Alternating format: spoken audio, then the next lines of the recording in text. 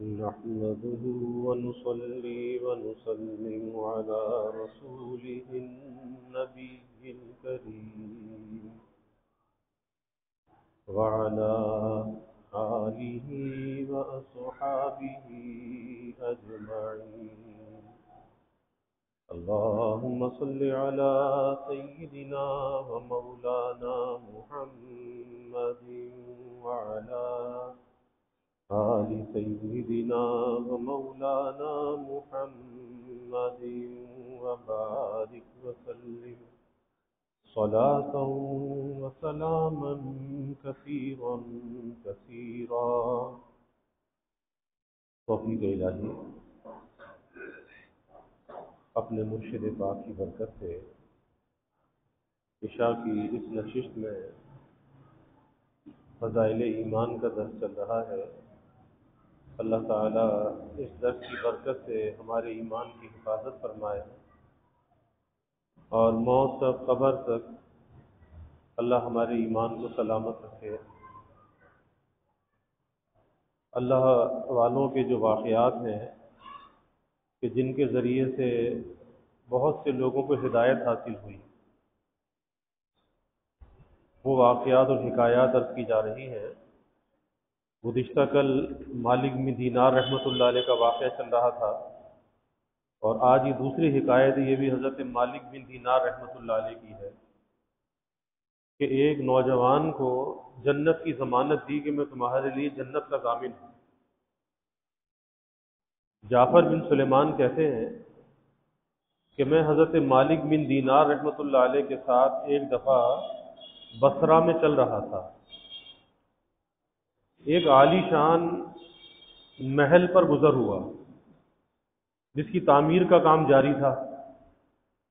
اور ایک نوجوان بیٹھا ہوا معماروں کو ہدایت دے رہا تھا. یعنی محل بنوانے والا جو نوجوان تھا تو وہ معمار جو بنانے والے کاریگر تھے ان کو ہدایت دے رہا تھا کہ یہاں یہ بنے گا، وہاں اس طرح بنے گا. مالک بن دینار رحمۃ اللہ علیہ اس نوجوان کو دیکھ کر فرمانے لگے کہ یہ شخص کیسا حسین نوجوان ہے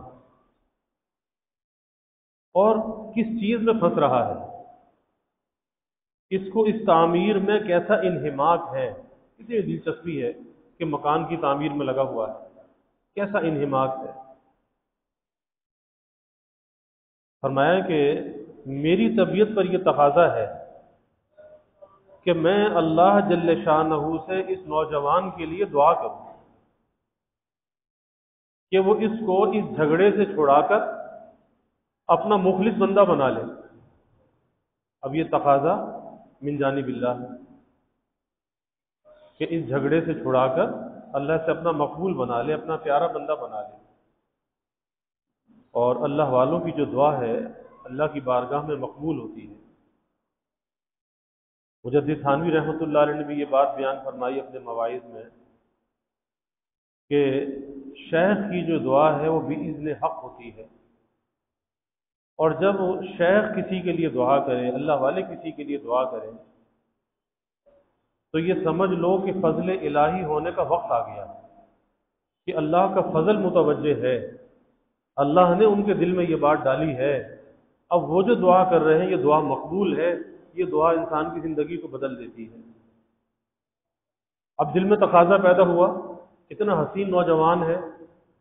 اور کس الجھن میں لگا ہوا ہے، یہ محل تعمیر کرنے میں لگا ہوا ہے، اس کی دلچسپی، اس کا انہماک اس کام کے اندر ہے.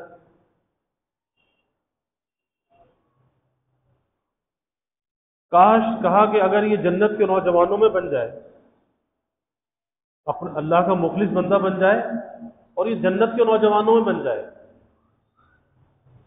تو جعفر نے کہا، جو جعفر بن سلیمان جو حضرت مالک بن دینار کے ساتھ تھے، کہ اس نوجوان کے پاس چلیں. جب آپ کے دل میں یہ تقاضا ہے چلیں اس کے پاس چلتے ہیں. جعفر کہتے ہیں کہ ہم دونوں اس نوجوان کے پاس گئے، اس کو سلام کیا، اس نے سلام کا جواب دیا. وہ مالک بن دینار رحمۃ اللہ علیہ سے واقف تھا، مگر اس وقت مالک بن دینار رحمۃ اللہ علیہ کو پہچانا نہیں. تھوڑی دیر میں پہچانا تو کھڑا ہو گیا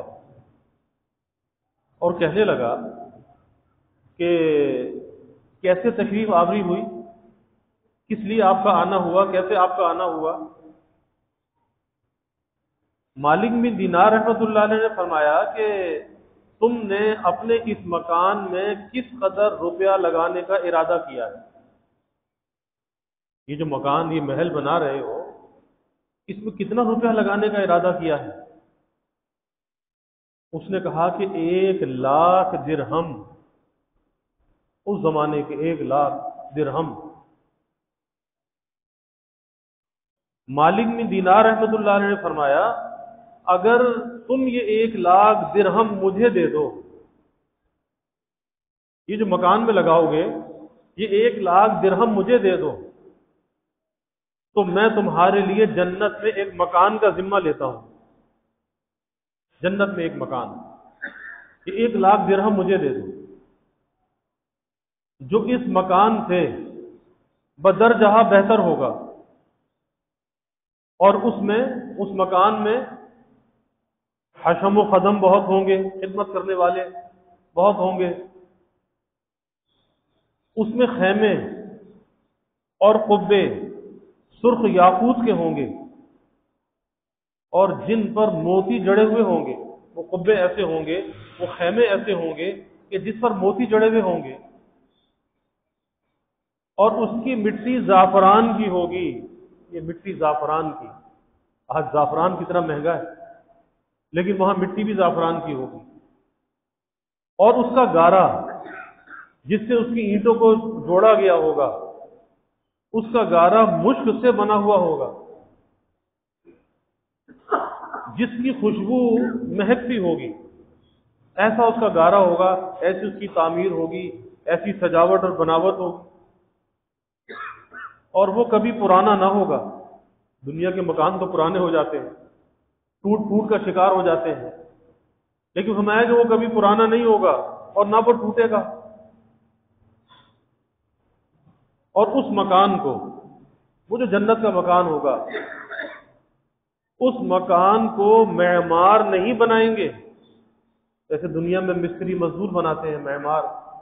اس کو معمار نہیں بنائیں گے، بلکہ حق تعالی شانہ کے امر کن سے تیار ہو جائے، اللہ تعالیٰ کے امر کن سے۔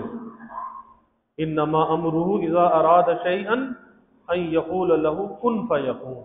اللہ کہتے کن فیکون، بس وہ ہو جاتا ہے۔ اللہ کہتا ہو جا، وہ ہو جاتا ہے۔ وہ جس چیز کا ارادہ فرماتے ہیں، بس کن کہتے ہیں اور وہ ہو جاتا ہے۔ تو وہ مکان معماروں کا بنا ہوا نہیں ہوگا، وہ اللہ کے امر کن سے تیار کیا ہوا ہوگا۔ اس نوجوان نے کہا کہ مجھے سوچنے کے لیے 1 رات کی مہلت دے دیجیے، 1 رات کی مہلت، کل صبح آپ تشریف لائیں تو میں اس کے متعلق اپنی رائے عرض کر دوں گا۔ مجھے واقعہ یاد آیا کہ خلیفہ ہارون رشید کا زمانہ تھا، اور اس زمانے میں ایک بزرگ تھے دانا بہلول رحمۃ اللہ علیہ۔ لوگ انہیں دیوانہ کہتے تھے، پاگل کہتے تھے، مجنون کہتے تھے، لیکن تھے اللہ والے۔ تو خلیفہ ہارون کی جو بیوی تھی زبیدہ، بڑی نیک خاتون تھی، اور یہ زبیدہ خاتون وہ خاتون ہے کہ جب یہ حج کے لیے گئی اور اس نے یہ دیکھا کہ وہاں پر پینے کے پانی کی بڑی قلت ہے مکہ مکرمہ میں، تو اس نے بہت دور سے طائف کے قریب سے ایک نہر تعمیر کرائی، اور جو منا تک آئی وہ نہر زبیدہ آج بھی اس کے آثار موجود ہیں، تاکہ مکے والوں کو پانی ملے۔ پانی کی قلت تھی، اپنے خرچ پر وہ نہر تعمیر کرائی۔ تو دانا بہلول کہیں دریا کے کنارے کہیں بیٹھے ہوئے مٹی کے گھروندے بنا رہے تھے، جیسے بچے مٹی میں پیر دبا کے کچھ مٹی کے گھروندے بناتے ہیں۔ تو زبیدہ خاتون کی سواری گزری، دیکھا کہ دانا بہلول بیٹھے ہیں، تو پوچھا کہ دانا کیا کر رہے ہو؟ کہا کہ جنت کے گھر بنا رہا ہوں۔ لوگی، خریدو گی؟ پوچھا کہ کتنے کا ہے؟ کہا کہ 30,000 دینار کا ہے یا 30,000 درہم کا ہے۔ کہا جی بہت اچھا، ایک گھر میرا ہوا، اور جا کر 30,000 درہم بھیج دی۔ تھوڑی دیر کے بعد خلیفہ کی سواری گزری، خلیفہ ہارون رشید کی، دیکھا کہ دانا بیٹھے ہوئے مٹی کے گھروں سے بنا رہے ہیں۔ تو پوچھا کہ دانا کیا کر رہے ہو؟ کہا کہ جنت کے گھر بنا رہا ہوں، خریدو گے؟ پوچھا کہ کتنے کا ہے؟ 30,000 درہم۔ تو بادشاہ تھا، وہ سوچ کے آگے چل دیا۔ رات کو جب بادشاہ سویا تو خواب میں دیکھتا ہے کہ ایک بڑا عالی شان محل ہے، اور اس محل پر لکھا ہے زبیدہ محل، زبیدہ محل۔ تو اس نے سوچا کہ بھئی زبیدہ محل اگر ہے تو میری بیوی کا ہے، تو چلو چل کر اسے دیکھنا چاہیے۔ جب اس کے دروازے پر پہنچا تو دروازے پر جو دربان تھا، سیکورٹی گارڈ، اس نے روک دیا، تمہارا نہیں ہے؟ کہا جی میری بیوی کا ہے۔ کہا جی آپ کو جانے کی اجازت نہیں ہے، آپ اس میں نہیں جا سکتے۔ اب خلیفہ کی آنکھ کھلی، اب دانا بہلول کی تلاش میں نکلے، دانا کے پاس پہنچے اور کہا کہ دانا ایک محل میں بھی خریدتا ہوں، یہ 30,000 لے لو اور ایک محل مجھے بھی دے دو۔ دانا نے کہا کہ نہیں، وہ سودا بغیر دیکھے تھا، دیکھ کر نہیں ہے، وہ سودا بغیر دیکھے تھا، اب دیکھ کر سودا خریدنے آئے ہو۔ تو اس پر مجھے یاد آیا کہ اس نوجوان نے یہ کہا کہ مجھے ایک رات کی مہلت دے دیجیے، کل صبح آپ تشریف لائیں تو میں اس کے متعلق اپنی رائے عرض کروں گا۔ حضرت مالک بن دینار رحمۃ اللہ علیہ واپس چلے گئے، اور رات بھر اس نوجوان کی فکر اور سوچ میں رہے، اور آخر شب میں اس کے لیے بہت عاجزی سے دعا کی، بہت عاجزی کے ساتھ دعا کی۔ اور وہی بات کہ اللہ والوں کی دعا مقبول ہوتی ہے، اللہ اپنے مقبول بندوں کی لاج رکھتا ہے، ان کی دعا کو رد نہیں کرتا۔ اور وجہ یہ ہوتی ہے کہ اس کے اندر نفسانیت نہیں ہوتی، وہ خلوص پر مبنی ہوتی ہے، ان کا ذاتی کوئی مفاد نہیں ہوتا، کوئی اپنی ذات کا فائدہ نہیں ہوتا، اللہ کی رضا کے لیے اللہ کی مخلوق سے محبت ہوتی ہے۔ اور جب وہ خلوص کے ساتھ وہ دعا نکلتی ہے تو اللہ بندے کے دل کے ارادے کو دیکھتا ہے کہ بندہ کس نیت سے کس کے لیے دعا کر رہا ہے۔ اس بندے کا کوئی مفاد بھی نہیں ہے، یہ میری مخلوق سے محبت کرتا ہے، یہ مخلوق کے لیے دعا کر رہا ہے، تو اللہ کا فضل متوجہ ہو جاتا ہے۔ تو دعا کی بہت عاجزی کے ساتھ، اور رات کے اخیر حصے میں دعا کی، اور وہ وقت رات کا جو اخیر حصہ ہے، اللہ اس وقت میں ہمیں مانگنے کی توفیق عطا فرما دے۔ بڑا قیمتی وقت ہے کہ اللہ تعالی کی تجلیات کا نزول ہوتا ہے، اور قبولیت دعا کا یہ خاص وقت ہوتا ہے، رات کا جو اخیر پہر ہے، اخیر حصہ ہے۔ اگر رات کی اس اخیر پہر میں آنکھ کھل جائے، حضرت ڈاکٹر عبداللہ صاحب عارفی فرمایا کرتے تھے کہ بھائی کبھی کسی آہٹ پر، کبھی پیشاب کے لیے کسی تقاضے سے آنکھ کھل جاتی ہے، اگر اتنی ہمت نہیں ہے کہ اٹھ کر وضو کر کے تہجد پڑھ سکو، تو فرماتے تھے کہ ارے بستر پر بیٹھے بیٹھے ہاتھ پھیلا دو کہ یا اللہ میں بہت ہی کمزور ہوں، میں بہت ہی ناہنجار ہوں، یہ تیری قبولیت کا وقت ہے، یا اللہ میری یہ حاجت ہے، میری یہ مشکل ہے، میری یہ پریشانی ہے، یا اللہ تو مجھے عطا فرما دے۔ تو بستر پر بیٹھے بیٹھے اللہ سے مانگ لو، لیکن مانگنا چاہیے، جب موقع مل جائے اللہ سے مانگنا چاہیے۔ اس کے لیے دعا کی، کہتے ہیں کہ جب صبح ہوئی تو ہم دونوں اس کے مکان پر گئے، یعنی جعفر بن سلیمان اور حضرت مالک بن دینار رحمۃ اللہ علیہ، اب اس کے مکان پہ پہنچ گئے۔ وہ نوجوان دروازے سے باہر ہی انتظار میں بیٹھا تھا، اور جب حضرت مالک بن دینار رحمۃ اللہ علیہ کو دیکھا تو بہت خوش ہوا۔ حضرت مالک بن دینار رحمۃ اللہ علیہ نے پوچھا کہ بھائی تمہاری کل کی بات میں جو ہماری تمہاری بات ہوئی تھی، تمہاری کیا رائے ہے؟ اس نوجوان نے کہا کہ آپ اس چیز کو پورا کریں گے جس کا کل آپ نے وعدہ فرمایا تھا، آپ پورا کریں گے؟ حضرت مالک بن دینار رحمۃ اللہ علیہ نے فرمایا کہ ضرور ضرور۔ اور کس لیے کہا؟ اللہ کے بھروسے پر کہا، اللہ کے ساتھ جو یقین ہوتا ہے۔ شاید ہماری آپ کی سمجھ میں یہ بات نہ آئے کہ کیسے کہہ دیا، لیکن وہ اللہ کے مقبول بندے ایسے ہوتے ہیں، ان کا اپنے رب پر یقین ایسا ہوتا ہے کہ جو کہیں گے بس ایسا ہو جائے گا۔ پھر وہی بات آتی ہے، اس میں خلوص ہوتا ہے، للہیت ہوتی ہے، وہ اپنی نفسانیت کے لیے، اغراض کے لیے نہیں ہوتا، اللہ کے لیے ہوتا ہے۔ حدیث میں بھی آتا ہے نا کہ اللہ کے بعض مقبول بندے ایسے ہوتے ہیں کہ معاشرے کے اندر بالکل فقراء گرے پڑے، جنہیں معاشرے کے اندر کوئی عزت و احترام نہ ملے، کسی محفل میں جائیں تو عزت کی جگہ پہ نہ بٹھایا جائے، کہیں پر رشتے کا پیغام دے تو ٹھکرا دیا جائے، لیکن اللہ کے وہ ایسے مقبول ہوتے ہیں کہ اگر وہ کسی بات پر قسم کھا لے تو اللہ پر لازم ہے ان کی قسم کا پورا کرنا، اللہ ان کی بات کو رد نہیں کرتا۔ تو جب اس نوجوان نے کہا جی آپ نے جو مجھ سے باتیں کی ہیں، جو مجھے یہ کہا کہ وہ مکان ملے گا، ایسا ایسا ہوگا، تو کیا وہ بات پوری ہوگی؟ حضرت مالک بن دینار رحمۃ اللہ علیہ نے فرمایا کہ ضرور۔ اس نے درہم کے توڑے سامنے لا کر رکھ دیے، پہلے کٹھے درہم کے وہ سامنے لا کر رکھ دیے۔ حضرت مالک بن دینار رحمۃ اللہ علیہ نے ایک پرچے پر لکھا، اور قلم دوات بھی وہ ساتھ لایا، قلم دوات بھی لا کر رکھ دی کہ اس پر لکھ کر بھی دو، جو کہا ہے وہ لکھ کر بھی دو۔ مالک بن دینار رحمۃ اللہ علیہ نے لکھا بسم اللہ الرحمن الرحیم،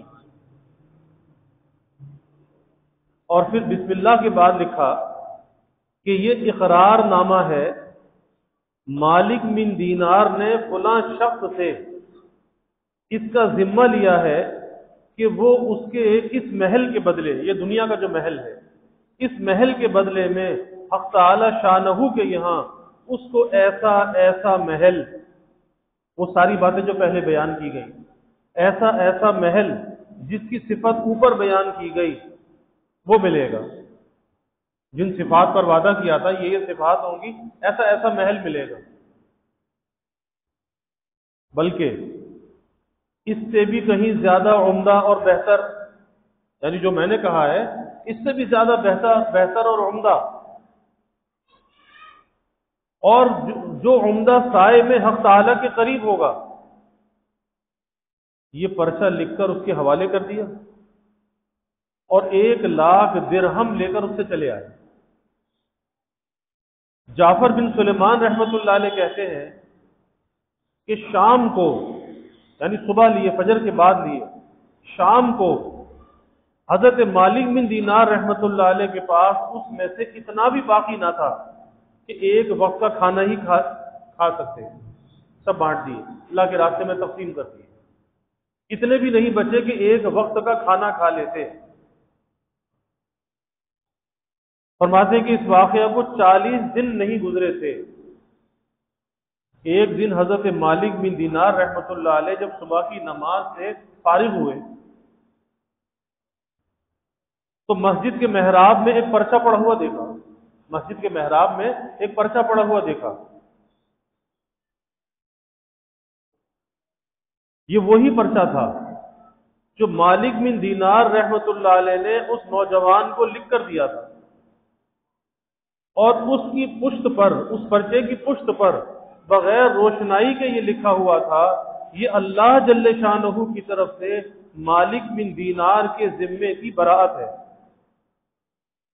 اللہ کی طرف سے اس کے پیچھے یہ لکھا ہوا ہے، جس مکان کا تم نے اس نوجوان سے ذمہ لیا تھا وہ ہم نے اس کو پورا پورا دے دیا ہے، اور اس سے 70 گنا زیادہ دے دیا، جس کا تم نے ذمہ لیا تھا وہ پورا پورا، اور اس سے 70 گنا زیادہ۔ حضرت مالک بن دینار رحمۃ اللہ علیہ اس پرچے کو پڑھ کر حیران ہوئے اور اس کے بعد کہا کہ ہم اس نوجوان کے مکان پر گئے تو وہاں مکان پر سیاہی کا نشان تھا۔ اس زمانے میں کوئی علامت ہوگی کہ سیاہی کا نشان ایک سوگ کی علامت، تو سیاہی کا نشان تھا جو سوگ کی علامت کے طور پر لگایا ہوگا، اور رونے کی آوازیں آ رہی تھیں۔ ہم نے پوچھا تو معلوم ہوا کہ اس نوجوان کا کل انتقال ہو گیا، جو گزشتہ کل تھی اس نوجوان کا انتقال ہو گیا۔ ہم نے پوچھا اس کا غسل میت کس نے دیا، غسل دینے والا کون تھا؟ اس کو بلایا گیا، ہم نے اس سے اس کے نہلانے اور کفنانے کی کیفیت پوچھی، بھئی تم نے نہلایا تو کیا دیکھا، کس طرح سے کفن دیا؟ اس نے کہا اس نوجوان نے اپنے مرنے سے پہلے مجھے ایک پرچہ دیا تھا اور یہ کہا تھا جب تو مجھے نہلا کر کفن پہنائے تو یہ پرچہ اس میں رکھ دینا، میرے کفن میں رکھ دینا، کیونکہ مالک بن دینار نے ضمانت دی تھی جنت کے محل کی، تو یہ پرچہ میرے کفن میں میرے ساتھ رکھ دینا۔ میں نے اس کو نہلایا، کفنایا، اور وہ پرچہ کفن کے اور بدن کے درمیان رکھ دیا، کفن اور بدن کے درمیان میں وہ پرچہ رکھ دیا۔ حضرت مالک رحمت اللہ علیہ کہتے ہیں کہ میں نے وہ پرچہ نکال کر اس کو دکھلایا، وہ جو محراب میں ملا تھا وہی پرچہ تھا جو لکھ کر دیا تھا، اور اس کی پشت پر اللہ کی جانب سے تحریر تھی کہ ہم نے تمہارے وعدے کو پورا کر دیا اور 70 گنا زیادہ دیا۔ تو پرچہ نکال کر اس کو دکھلایا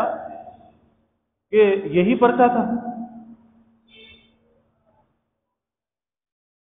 تو وہ کہنے لگا قسم ہے اس ذات کی جس نے اس کو موت دی، یہ پرچہ میں نے خود اس کے کفن کے اندر رکھا تھا۔ قسم ہے اس ذات کی جس نے اس کو موت دی، میں نے یہ پرچہ کفن میں اس کے اندر رکھا تھا۔ یہ منظر دیکھ کر ایک دوسرا نوجوان اٹھا اور کہنے لگا کہ مالک آپ مجھ سے 2 لاکھ درہم لے لیجئے اور مجھے بھی پرچہ لکھ دیجئے، مجھ سے 2 لاکھ درہم لے لیجئے اور مجھے بھی پرچہ لکھ دیجئے۔ حضرت مالک رحمت اللہ علیہ نے فرمایا کہ وہ بات دور چلی گئی، وقت کی بات ہوتی ہے، جیسے دانا بہلول کا واقعہ سنایا، وہ بات دور چلی گئی، وقت کی بات ہوتی ہے، اب نہیں ہو سکتا۔ اللہ جل شانہ جو چاہتا ہے وہ کرتا ہے۔ اس کے بعد جب بھی حضرت مالک بن دینار رحمت اللہ علیہ اس نوجوان کا ذکر فرماتے تو رونے لگتے اور اس کے لیے دعا کرتے تھے۔ بزرگوں کو اس قسم کے واقعات بہت کثرت سے پیش آتے ہیں کہ جوش میں کوئی بات زبان سے نکل گئی، وہی بات کہ اللہ کے مقبول ہوتے ہیں، اب اللہ اپنے مقبولوں کی زبان سے نکلی ہوئی بات کی لاج رکھتا ہے، بس جوش میں کوئی بات نکل گئی، ایسا ہوگا، ہو جاتا ہے، لیکن ہوتا کس طرح سے ہے؟ اللہ کے حکم سے ہوتا ہے، اللہ ان کی بات کو پورا کرتا ہے، ان کی خود کی ذات کے اندر یہ تاثیر نہیں ہوتی کہ وہ خود کچھ کر لیں، قادر مطلق ذات اللہ تعالیٰ کی ہے، یہ عقیدہ ہونا چاہیے، بس اللہ ان کی بات کی لاج رکھ لیتا ہے۔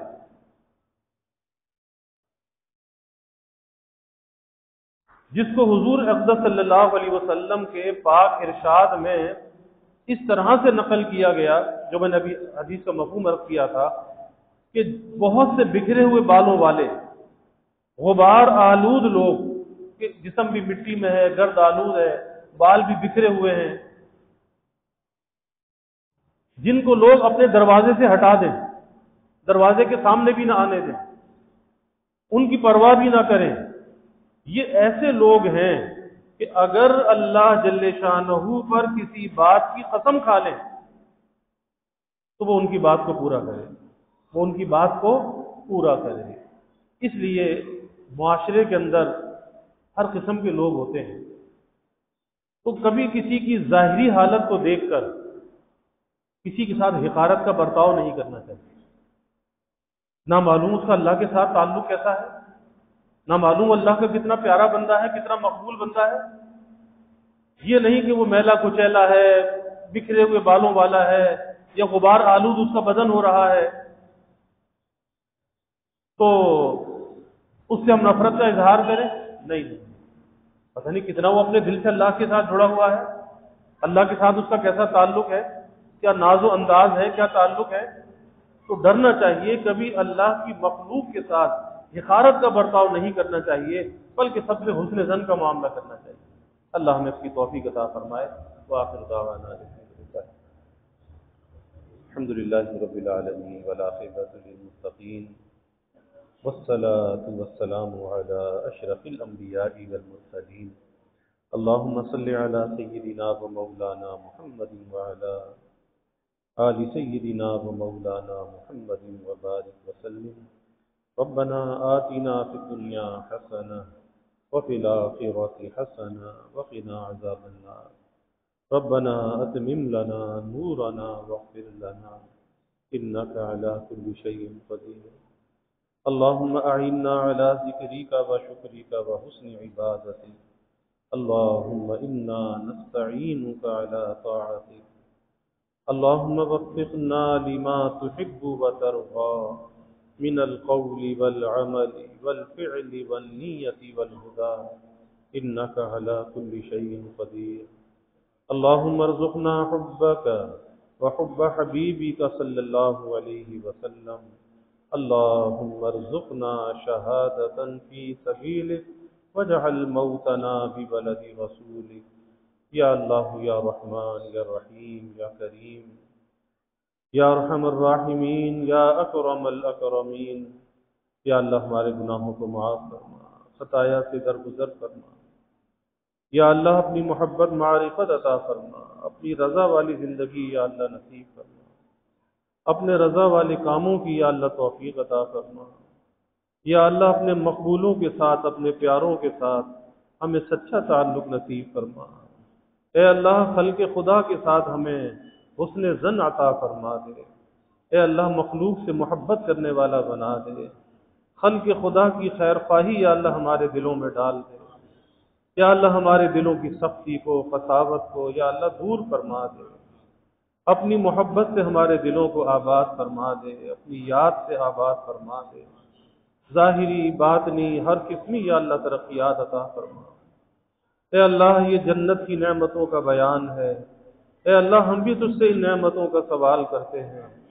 یا اللہ ہم صحیح دامن ہیں، اے اللہ ہمارے پاس کوئی عمل کا ذخیرہ نہیں ہے، تجھ سے تیرے فضل کا سہارا ہے، اے اللہ تیرے فضل کا آسرا ہے، یا اللہ تو ہمیں بھی جنت الفردوس عطا فرما، بلا حساب کے عطا فرما، بلا استحقاق کے عطا فرما۔ یا اللہ پیارے حبیب صلی اللہ علیہ وسلم کی شفاعت نصیب فرما، اور آپ کی شفاعت سے یا اللہ ہمیں جنت کا ٹھکانہ عطا فرما، اپنے حبیب کا جوار اور دیار یا اللہ ہمیں نصیب فرما۔ یا اللہ سب کے دلوں کے نیک ارادوں کو، تمناؤں کو از غیب پورا فرما، سب کی حاجات کو پورا فرما، سب کی پریشانیوں کو دور فرما، بیماریوں سے یا اللہ حفاظت فرما، ہر ناگہانی بلا اور مصیبت سے یا اللہ حفاظت فرما، زمینی آسمانی آفات سے یا اللہ حفاظت فرما، موذی امراض سے یا اللہ حفاظت فرما۔ یا اللہ سب کے علم میں، عمل میں، رزق میں خوب خیر و برکت فرما، ابواب رزق یا اللہ کشادہ فرما، رزق حلال عطا فرما، آسان عطا فرما، برکت والا عطا فرما۔ یا اللہ کبھی کسی کو مخلوق کا محتاج نہ بنا، ہمیشہ اپنے در کا سائل اور بھکاری بنا، اپنے در کا منگتا اور سوالی بنا۔ یا اللہ اپنے غیر سے ہماری امیدوں کو قطع فرما، اپنی ذات عالی کا یقین ہمارے دلوں میں پیدا فرما۔ یا اللہ ہر امید کو اپنی ذات سے وابستہ کرنے والا بنا۔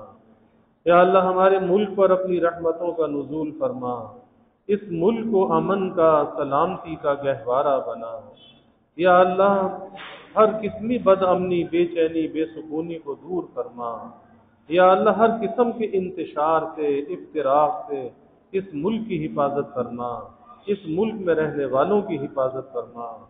یا اللہ جو اس ملک میں انتشار اور افتراق پھیلانا چاہے،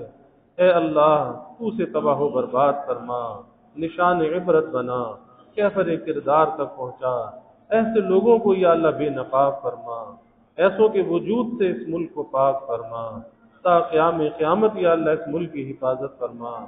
اس ملک میں دین کا بول بالا فرما، دین اور اہل دین کی عظمت یا اللہ قائم فرما، یا اللہ سب کے گھروں میں چین، سکون، عافیت، راحت عطا فرما، نعمتیں، برکتیں عطا فرما، نعمتوں کی فراوانی عطا فرما، ہر قسم کی قلت سے، دقت سے، ابتلا سے، آزمائش سے یا اللہ حفاظت فرما، یا اللہ سب کی اولادوں کو نیک صالح بنا، آنکھوں کی ٹھنڈک بنا، والدین کے لیے راحت کا ذریعہ بنا، اولاد کا مستقبل یا اللہ تابناک بنا، والدین کو اولاد کی خوشیاں دیکھنا نصیب فرما، یا اللہ جو بچے بچیاں بے نکاحے بیٹھے ہیں ان کے لیے نباہ والے جوڑ کے رشتے عطا فرما، تمام والدین کو اس فریضے سے سبکدوش فرما، والدین کی آنکھوں کو ٹھنڈک اور راحت عطا فرما، یا اللہ جو ہم نے مانگا وہ بھی عطا فرما، جو نہ مانگ سکے وہ بھی عطا فرما، ہمیشہ اپنے سے مانگنے والا بنا، ہمیشہ ہماری دعاؤں کو قبول فرما، اپنی بارگاہ میں مستجاب الدعوات بنا، ربنا تقبل منا انك انت السميع العليم وتب علينا انك انت التواب الرحيم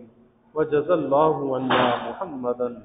صلى الله عليه وسلم ما هو اهله وصلى الله تعالى وسلم على النبي الكريم آمين برحمتك يا ارحم